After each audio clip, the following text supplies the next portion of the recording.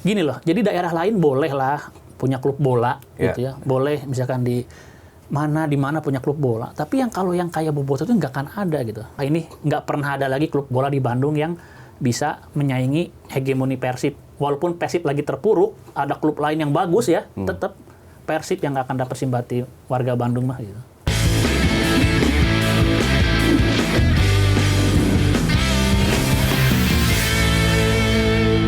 Itu nontonnya udah Persib tuh ya. Pada saat itu memang kok sudah Persib banget, sudah Bobotoh atau baru mau mencoba menjajaki? Saya nggak pernah mengatakan saya ini pendukung yang sangat loyal karena saya di lingkungan saya ya. Mungkin kalau di lingkungan sekolah saya dianggap yang paling Persib, tapi di antara lingkungan saya bukan apa-apanya gitu. Banyak yang lebih gila gila Persib, lebih fanatik ya. Lebih gila lah.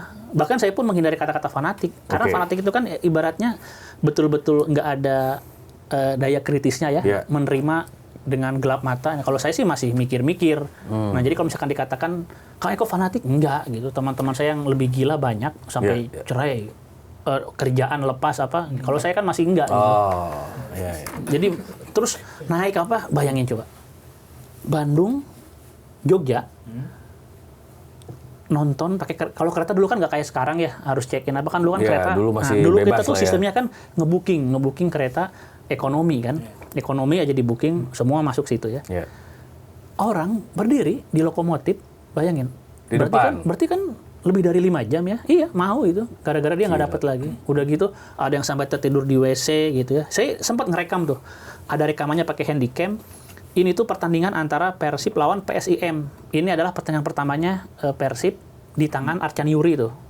Golnya menang kita di Mandala Krida, golnya Gendut Doni sama Ginal Arif. 2006 dan berarti ya? 2006. Disitulah saya melihat gila ini Bobotoh ya. Jadi sampai pada tiduran, bayangin tidur gini di toilet 3 orang gini. Jadi mau untuk Persib doang.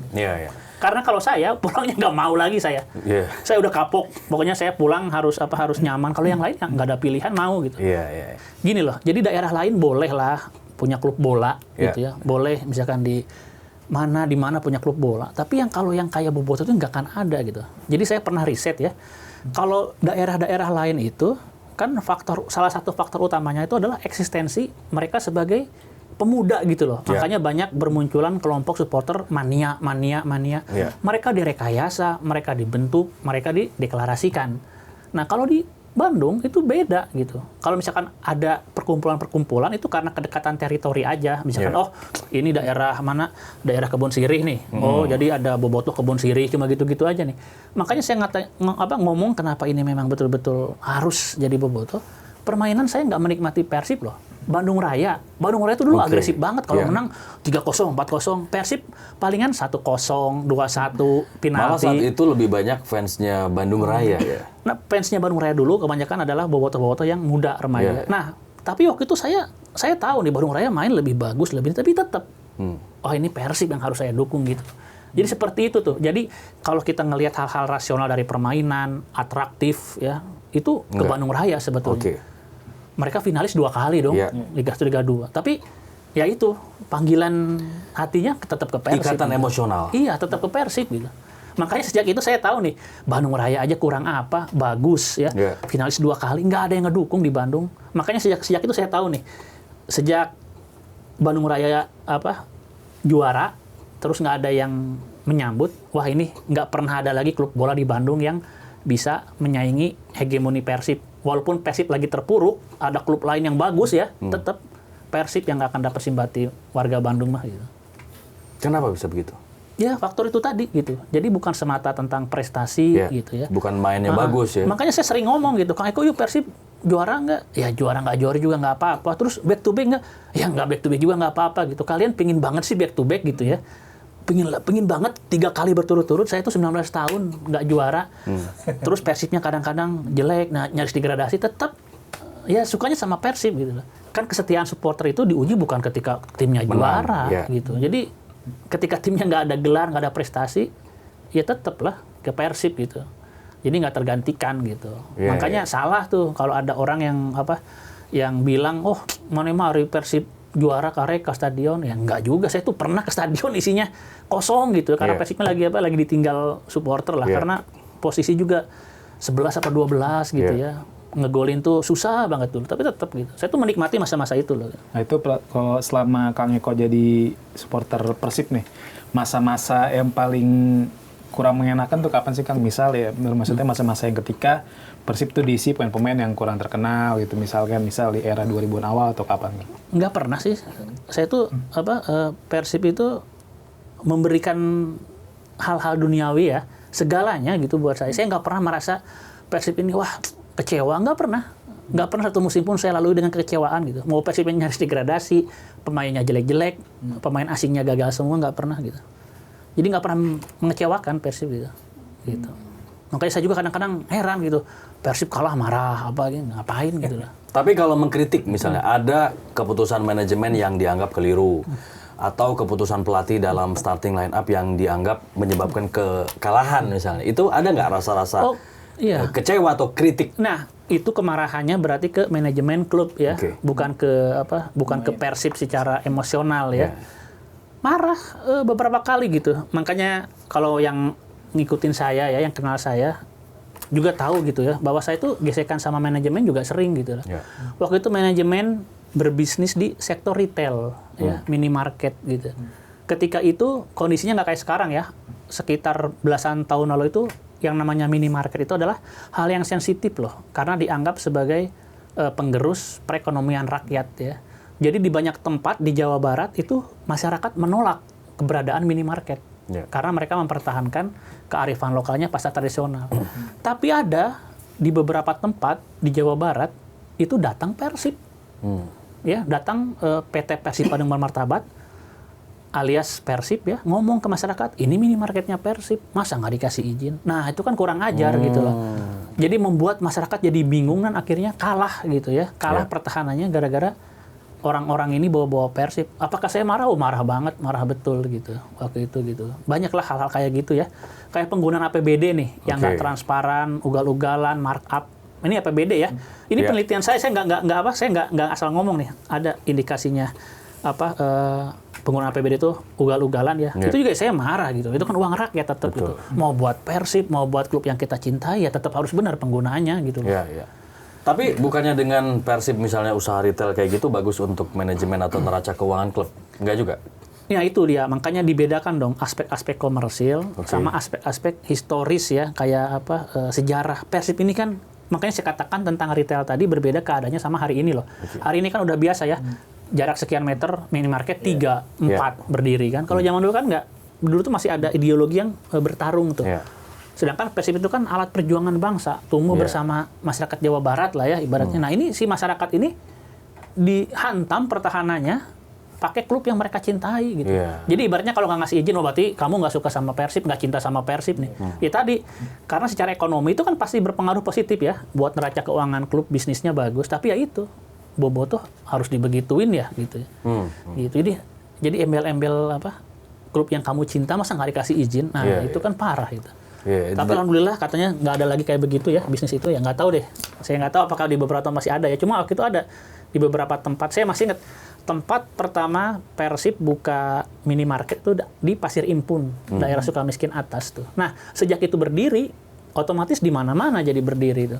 Karena ketika yang ini berdiri, maka minimarket yang lain kan ngomong tuh ke Pak Lurah, Pak RT, Pak itu masa dikasih kita nggak boleh? Nah, akhirnya berdiri gitu. Oke. Jadi memang ada hal-hal psikologis, emosional yang kadang-kadang sangat kuat dirasakan oleh masyarakat Jawa Barat ya terkait dengan Persiban. Kalau di Brazil orang nyebutnya sebagian ya mengatakan sepak bola itu agama. Kalau di Bandung atau di Jawa Barat, Persib tuh seperti apa sih menurut Kang Eko? Yang jelas ya, Persib itu buat banyak orang di Bandung itu hal yang sangat berarti banget lah. Sekali lagi saya nggak mengatakan saya itu fanatik atau enggak, karena saya tahu yang lebih dari saya itu banyak. Yang lebih dari saya itu banyak yang mengorbankan banyak hal demi Persib itu banyak daripada saya gitu ya. Nah itu udah menunjukkan bahwa Persib itu sebagai apa sih kok di Bandung? Kebutuhan primer. Kebutuhan primer nih. Zaman sekarang enak. Bobotoh-bobotoh muda lihat hasil pertandingan Persib, googling, YouTube, medsos ya. Zaman dulu ya. Nggak bisa kayak gitu. Kalau Persib main di luar kota, ya kita tuh nyari info tuh cuma di satu tempat. ada namanya media berpengaruh ya, pikiran rakyat itu paling kuat lah di Jawa Barat. Kita harus telepon ke situ. Itu telepon akan berdering sampai jam 3 subuh, jam 2 subuh. Iya. Redaksinya tuh lembur ya. Kadang-kadang ada orang yang baik ngejawabin tuh sampai jam 11 malam ya.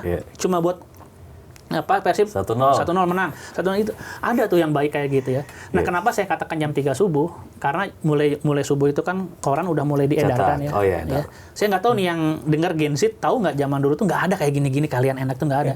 Koran sudah mulai disebarkan di Cikapundung. Jadi orang-orang membanjiri tempat ini koran dan itu terbukti memang meningkatkan omset. Setiap kali Persib menang itu berita kemenangannya itu meningkatkan omset surat kabar, udah jelas itu. Jadi sebegitunya gitu ya. Terus Persib gimana sih buat orang-orang Bandung Jawa Barat ya? Itu termasuk institusi yang lekat, identik gitu ya. Kan ada tuh kalau dari perguruan tingginya tuh misalkan Unpad ya. Terus ada Siliwangi. Nah, kalau di segmen bolanya, medianya pikiran rakyat, nah bolanya udah Persib gitu. Jadi lekat, nggak bisa dilepaskan. Nah, makanya ada nggak kota lain kayak begitu gitu enggak. Terus yang paling nyata nih, yang paling kasat mata ya. Yang paling kasat mata nih bisa disaksikan. Buktinya orang Bandung itu sama sepak bola suka banget, cinta banget adalah patung bola. Patung bola yang di Jalan Lembong ya. Walaupun patung bola mungkin zaman sekarang gampang dibangun ya. Tapi ini patung ini berdiri dulu loh, tahun 80-an. Di Indonesia itu cuma ada 3 kota yang punya patung bola ya. Persib, Bandung, Makassar ya, ada patung Ramang, sama Ribut YD. Nah, ini sekaligus mengoreksi juga nih, banyak yang ngomong itu patung Ajat, ya kan? Patung Ajat itu bukan. Saya udah ngomong langsung sama wali kotanya saat itu ya, almarhum Pak Ateng Wahyudi ya. Itu patung Ajat tuh bukan katanya ya. Jadi patung itu nggak ditujukan untuk figur-figur tertentu. Bahkan disebut patung Persib pun bukan. Bukan loh. Itu patung itu dipersembahkan untuk warga kota yang begitu mencintai sepak bola. Gitu. Nah, soal keyakinan juga Kang, waktu itu sempat ada dualisme lah antara kapan berdirinya Persib 1999, 1919 atau 1933 gitu. Dan ada yang meyakini itu dan kadang agak bergesekan gitu kan. Sebenarnya ceritanya gimana sih? Oh iya, tentang tahun ya. Ini saya pakai nih. Ini aja kan ini aja kan udah menunjukkan bahwa saya meyakini Persib ini kan tahun 33 ya. Ya, itu Padi Kapas tuh. Iya. Jadi ini sekaligus ini sebetulnya edukasi dan ujian yang berat buat Bobotoh ya. Karena apa? Karena supporter itu hadir kan terkait klub yang mereka dukung. Nah, makanya identitasnya harus jelas. Harus jelas ya. Orang atau pihak pertama yang pertama kali menggulirkan wacana ini adalah pihak saya tuh. Saya ada podcast ya. Zaman COVID waktu itu menggulirkan karena ada penelitian dari seorang penulis buku namanya Kang Atep bahwa Persib itu tahun 34 katanya, bukan 33. 34. Dulu belum ada 1919 ya. Dasarnya apa? Pilihannya 34. Ada riset dia tentang majalah-majalah lama gitu ya, media-media zaman Belanda gitu. Nah, ini penting buat saya ya dielaborasi karena terkait identitasnya harus jelas ya, harus jelas. Tapi jangan lupakan sejarah semata yang menunjukkan tahun kelahiran itu kadang-kadang nggak pernah cukup ya. Karena kita sudah melalui puluhan tahun dengan angka 1933. Nah, makanya ketika tiba-tiba versi manajemen, jadi waktu perdebatan 33-34 itu dasarnya jelas. Dan saya bilang 33 ini karena kan komitmen deklarasi itu bisa kita anggap sebagai pendirian. Tinggal resmi atau nggak resmi, formal informal gitu di 33 gitu ya. Nah, ketika versi manajemen 1919 ya ada versi BIVB dan lain sebagainya. Itu juga harus clear argumennya apa, dasarnya apa gitu ya. Terus kira-kira stakeholder yang sekarang nerima apa enggak gitu. Karena mereka mah merasa puluhan tahun ini kami menyuplai para pemain, kan dulu ada kompetisi internal, ya buat Persib yang 1933 dong gitu. Nah itu harus clear gitu. Saya nggak ngomong Kang Eko pilih yang mana, tapi saya pikir dengan baju yang saya pakai ya, Persib yang saya cintai, yang saya tonton itu 33. Karena saya itu bukan mendukung BIVB-nya, enggak. Kan BIVB ya itu mah terserah BIVB sama Persibnya gitu loh. Gitu. Jadi berdiri utuh sebagai Persib itu 33. Karena kan gini Kang, maaf. PSSI didirikan 1930 dan Persib termasuk satu klub pendiri PSSI. Itu argumen yang paling logis kan. Masa usia pendiri lebih muda daripada usia didirikan ya. Nah, ternyata jawabannya itu katanya tentang BIVB dan Persib yang berbeda. Cuma ini kenapa saya katakan ujian juga untuk para bobotoh ya. Ini baru berapa hari lalu nih saya bikin postingan-postingan ya memancing lah ya reaksi bobotoh. Mereka tuh tetap argumennya tuh marah-marah aja, nggak ada argumen, karena cuma orang marah. Wah, daing mah. Karena beda pendapat ya. Nah itu makanya Bandung sebagai katanya kota dengan banyak perguruan tinggi, kota pendidikan, ya banyak orang intelek, pemikir ya harusnya tetap gitu. Jadi nggak cukup selesai di aing mah no iya, aing mah enggak, tetap ada argumennya gitu. Tiga-tiga karena apa? Karena sebenarnya itu BIVB-nya gitu, belum bergabung secara resmi. Itu bener tuh, bagus argumennya kan. Tiga-tiga karena apa? Karena tiga-tiga itu adalah di logonya, di aktanya apa, itu juga logis gitu. Jadi jangan marah-marah, ngamuk-ngamuk gitu. Saya sebetulnya hal-hal yang seperti itu ya, supporter gampang emosional, gampang marah-marah, itu nanti ngaruh juga tuh ke karakter mereka di stadion, apalagi gitu kan. Jadi jangan sampai stadion itu adalah cuma jadi pelampiasan amarah sama emosi kan. Iya, jadi ntar serba salah gitu. Jadi jangan-jangan mereka tuh kalau ke stadion malah berharap Persib kalah biar bisa mereka punya legitimasi, punya pembenaran buat ngamuk, jangan-jangan gitu. Saya suka mikir kayak gitu loh.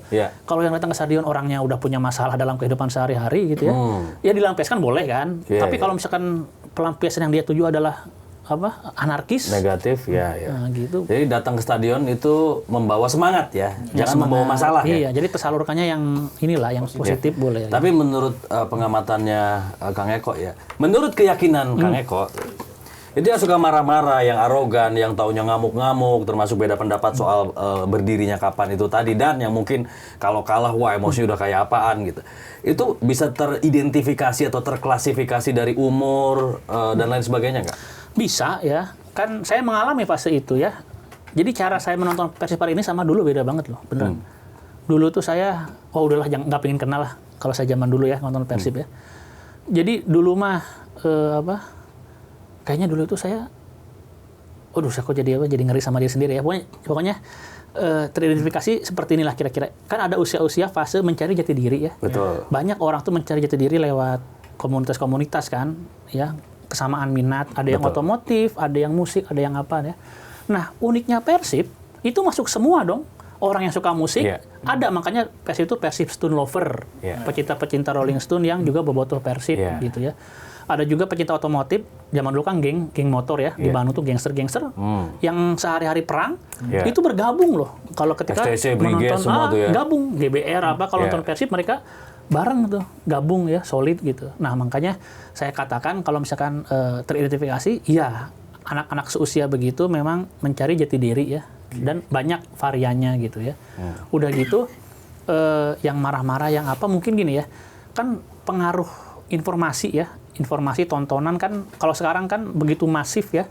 Jadi orang yang ada di Bandung pun mengidentifikasikan diri mereka tuh sama dengan orang-orang yang ada di London misalkan, ada yang di Milan apa ya. Salah satu yang mereka tiru kan adalah cara mendukung, berekspresi ya. Betul. Dengan fashion, dengan kreativitas, kayak gitu-gitu. Jadi identifikasinya mungkin ke arah sana gitu, ke arah sana lah. Anak-anak dengan kurun umur ya 19 tahun sampai umur 35. Nah, seperti itulah yang yang lebih reaktif, lebih ekspresif. Kalau di usia di atas 35 biasanya lebih pengen ke stadion, menikmati, kalem. Bahkan mungkin sebagian bawa keluarga ya. Cuma tetaplah nggak recommended ya. Kalau buat lawan Persija besok nih. Saya kadang-kadang bukannya salut ini, anak saya pengen nonton. Janganlah kalau lawan Persija. Kalau mau nonton nanti lawan apa? Lawan ini. Lawan Bayangkara. Lawan Bayangkara. Lawan Bayangkara boleh. Not recommended. Besok kasihan anaknya ya. Jangan ego ya. Saya nggak merekomendasikan anaknya. Tapi kan nggak ada The Jack juga datang ke stadion. Semoga nggak ada ya, semoga nggak ada dan semoga nggak ada, udah gitu aja. Nggak, maksudnya gini, dengan adanya larangan penonton away, ini juga tetap tidak mengurangi resiko gitu ya, atau gimana Kang? Resikonya itu kan bukan cuma dengan supporter lawan, kalau stadion ya. Resiko ricuh itu bisa dengan sesama supporter juga, sesama bobotoh bisa, dengan aparat keamanan bisa gitu. Kan waktu tragedi Kanjuruhan kan nggak ada supporter lawan. Ya, kita jangan lupa. Tragedi Kanjuruhan itu nggak ada supporter lawan, tapi bisa terjadi hal-hal yang buruk juga gitu.